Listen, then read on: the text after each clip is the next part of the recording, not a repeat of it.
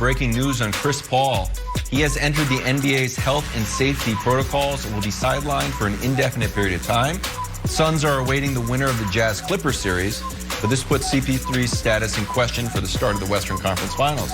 Nick, what was your reaction to this news?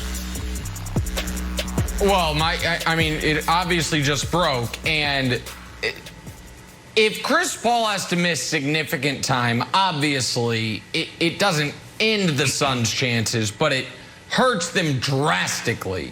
And for a guy who is the closest he's ever been to an NBA Finals, with the exception of 2018 when, as his team went up 3-2 on the Warriors, he pulled his hamstring, never to play again that season as they lost the next two.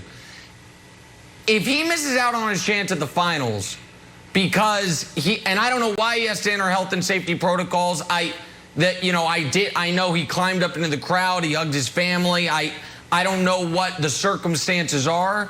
It would be one of the most cruel twists of what has been an impossibly difficult season for everybody. Now, in reading Sham's reporting, it does say there is concern, Brandon, he could miss the start of the series. And it says if he's been vaccinated, then his time away is much shorter than otherwise. So a lot of this is unknown. Right. We also don't even know when the Western Conference Finals are going to start because we don't know if Jazz Clippers is going to go 6 or if it's going to go 7. So hopefully he misses no time.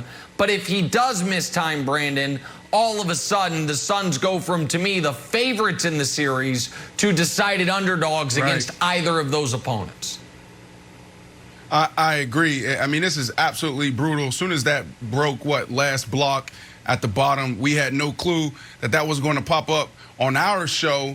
We all just said, oh, man, right? Because this is a guy that's dealt with so much adversity in the playoffs. You talked about his hamstring, Nick, but remember, go back a little bit more, his wrist. And there was other moments where he started cramping up in games when his team was playing phenomenal. He was playing phenomenal. This is a dude this year that we were all rooting for. Look what he did last year in OKC. Look what he did this year in a short time, going over to the Suns and re-energizing, revitalizing this organization. They haven't been in the playoffs in 10 years. So this is devastating for him, his family, his team. Because if you're a player like his family, for instance, they're carrying this weight too. They know how bad he wants it.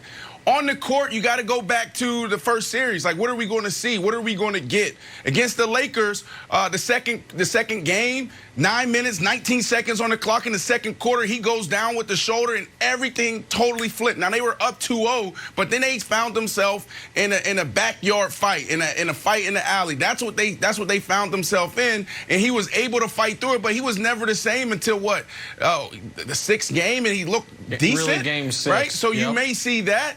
Yeah, I mean, they have a chance. You got guys on that team, Ayton, Bridges, Booker that can step up and go for 20, 25 points. Defensively, they play together. They play phenomenally. They're the most balanced, most complete team, but it definitely hurts their chances, Nick. 1,000%. And Wilds, go ahead. Wilds, what I was just going to say is he's coming off the best series he's ever played. He's coming off a series where he's 25-5-10 on 62, 75, 100 splits with more steals than turnovers. He was about to get some rest. Now, I guess he'll still get rest, but he's coming off the best he's ever played in his career. So I want to say two things, and they're a little bit awkward to juxtapose, but I'll try. First and foremost, on behalf of everybody, we hope that Chris Paul and his family are okay health-wise, right? Obviously, if you're vaccinated, this disease or virus is far less consequential, but if you're not, it still can be terrible. So first and foremost, we will hope Chris Paul is okay. Now, here's the awkward turn. I'll talk about basketball.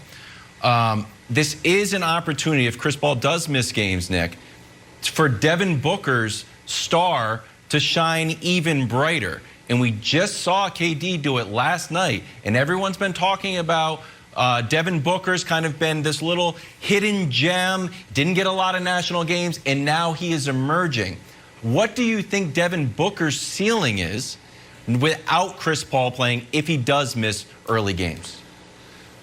Well, the thing is this. I think, it's interesting juxtaposing it with Harden last night. Like, we were just talking about Harden on offense, just him being out there on the offensive side of the ball, even though he couldn't hit a shot, was helpful for the Nets functioning.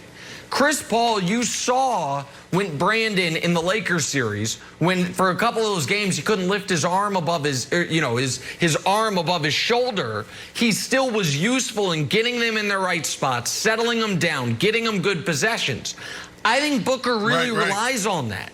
I think that That's right. I think that if this news was Chris Paul re-aggravated his shoulder injury and you were worried about how effective he was going to be, that's so different than if he can't physically be out there. And I just quickly echo Wild's point. Of course, of course we wish the best for Chris and his family. And also, we don't know if this is a positive test, if it's just exposure. We don't have any of the details. The fact that Shams is reporting that their concern is that he could miss the beginning of the series leads me to believe that they are not concerned this is, going to be a multi-week ordeal. But the margins are so thin, Brandon.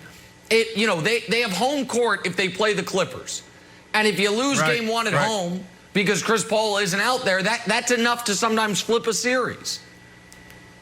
And you don't know what you're going to get from the Clippers. The way Paul George is playing, you may not be able to drop, down 0-1, 0-2 and have a chance to come back. So this is devastating, like we've already said. Here's the deal. It's almost like what we're seeing in Brooklyn right now with James Harden. James Harden going out there and playing the minutes he played.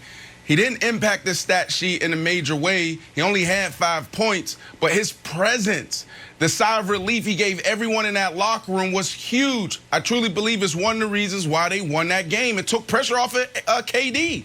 Like, KD he didn't have to bring the ball up the court every single time. You didn't know if he was going to hit a three, if those shots was going to start falling. You had no clue, so it gave everyone a chance to pause and take a deep breath. You go back to the first series against the Lakers. The shoulder goes out. He still showed up. He still was sitting on the sideline. He still was there for tip-off, and that helped the team. Exactly what you're saying, helping Booker. So now we're talking about him potentially missing a game or two. We don't know what type of team we're going to get because that is their general. That's like Peyton Manning not being there. That's like Tom Brady or Patrick Mahomes not being there at the kickoff. That's right. Sunday, June 20th, earliest possible start for the West Finals. Head back to Brooklyn. It's the Bucks-Nets series